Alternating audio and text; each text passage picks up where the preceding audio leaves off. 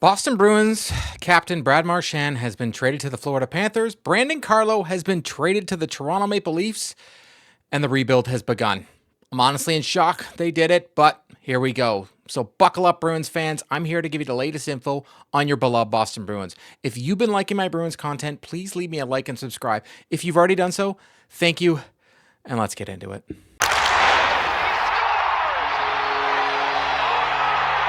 We knew it was a possibility, but this is two division rivals. Marchand had made it clear he wanted to be a Bruin for life, but he is now a Florida Panther. For Bruins fans, though, this day even is crazier, as Brandon Carlo has been traded to the Toronto Maple Leafs. I honestly hate this team with more than anything else in the world, but now Brandon Carlo's there, so I have to Nope, still hate them.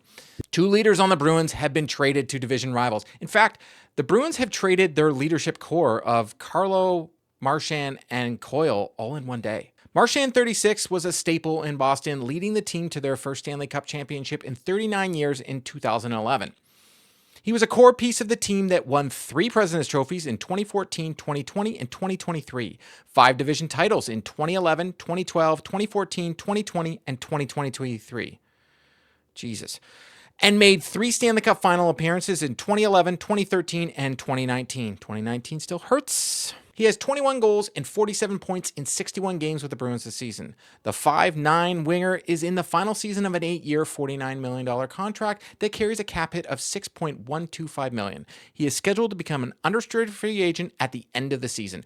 And honestly, with the whole trade to Florida, I don't think he's signing there. That's why I think we'll get into the return is absolutely garbage. Drafted 71st overall by the Bruins in 2006, Marchand has 422 goals and 976 points in 1,090 career games over 16 seasons in Boston.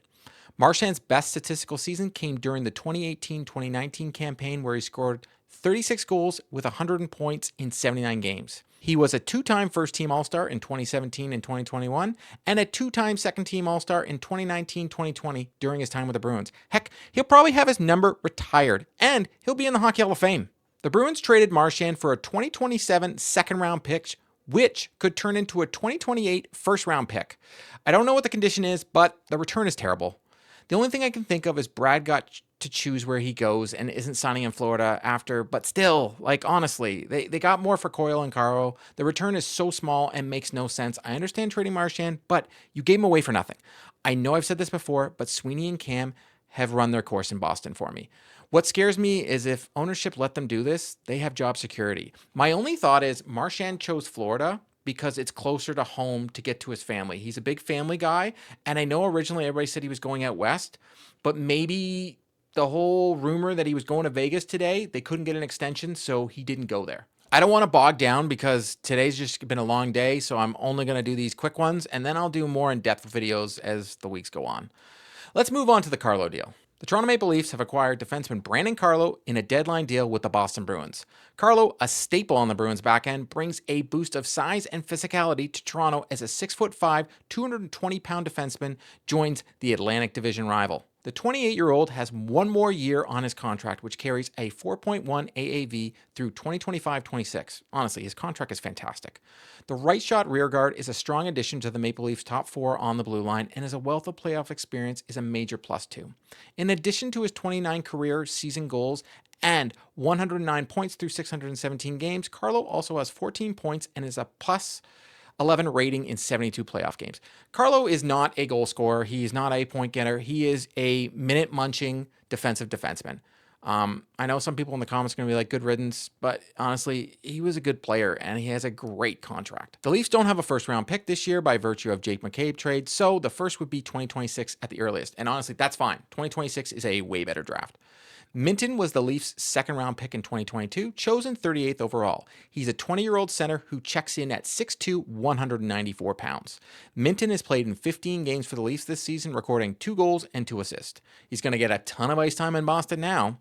I live in the Toronto area, and I like this return for Carlo, as Minton isn't a bad player has some speed and has some scoring potential. We have to try and look at the positives in this. The return for Carlo is good. The return for Coyle was good, but the return for Marchand stinks. I want to be honest here, though. The Bruins are about to be terrible. They still have Pastrnak, McAvoy, and co., but they just traded away Carlo, Coyle, and Marchand. I've been saying they need to rebuild, but it did come as a shock that they actually did it. They kept talking about retool, but rebuild is the way to go. There will be some growing pains, and maybe even some guys that want out after this. And I wouldn't be surprised if Pasternak and McAvoy do want out. But they couldn't keep going in the direction they were going in and expect to be good. The Lindholm and Zadorov signings were huge failures and kind of a band-aid. You know, when Bergeron and Krejci left, I honestly thought the Bruins were going to be terrible. The fact that they made the playoffs the next year and were pretty good and won in the first round, I kind of felt that was a terrible thing to happen. I was actually hoping they wouldn't make the playoffs and they would not have to be thinking that they were good and not go out and sign some players and draft picks and kind of retool. That was the time to retool. Now they have no choice but to rebuild. I want to hear from you, though. What are your thoughts on all the news from today? That's a wrap on today's video. To stay up to date on all the news surrounding the Boston Bruins, please subscribe and drop me a like. If news breaks surrounding the Boston Bruins, be sure to check out the channel. If you've already subscribed to the channel, thank you, and I'll see you next time.